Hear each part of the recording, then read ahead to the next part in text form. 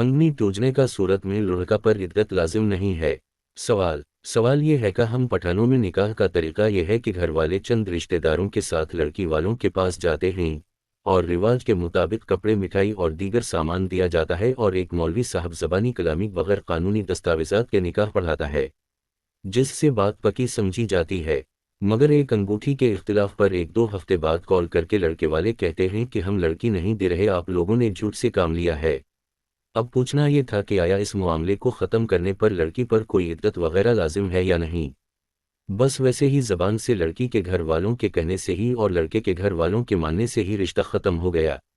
बराए मेहरबानी मदलल जवाब इनायत फरमाएं।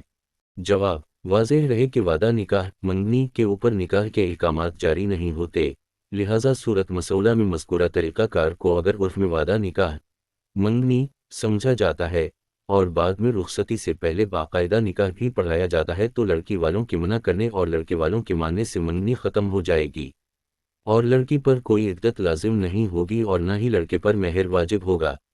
फतावी शामी में है। सवाल: मुज़ाफ़ात पेशावर और मावराए सरहद में ये आम बात है कि एक शख्स ने किसी के यहाँ अपने लड़के के वास्ते निकाह के लिए बातचीत की और लड़के वाले कुछ ज़ेवर, कपड़े, मिठाई लड़की वालों के पास ले जाते हैं।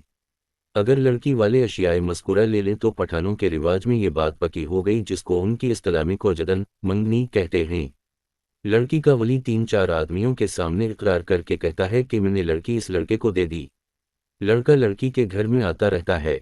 इसके बाद अगर लड़की का वली मंगनी से इनकार करके लड़की का निकाह दूसरी जगह कर दे तो शरअ जायज़ है या नहीं। वाज़ेह रहे कि इस मंगनी में खुतबा मसनूना और महर वगैरह कुछ न था, सिर्फ बात ठहराई गई थी। यहाँ का तबका सुफियान इसको निकाह ठहराते हैं। जवाब: ये निकाह नहीं है, वादा निकाह है। अगर इसके बाद बल्ला वजह माकूल लड़की वाला लड़की को दूसरी जगह ब्याह दे तो वादा खिलाफी का मुजरिम होगा, मगर दूसरी जगह निकाह दुरुस्त हो जाएगा। किताब अल निकाह।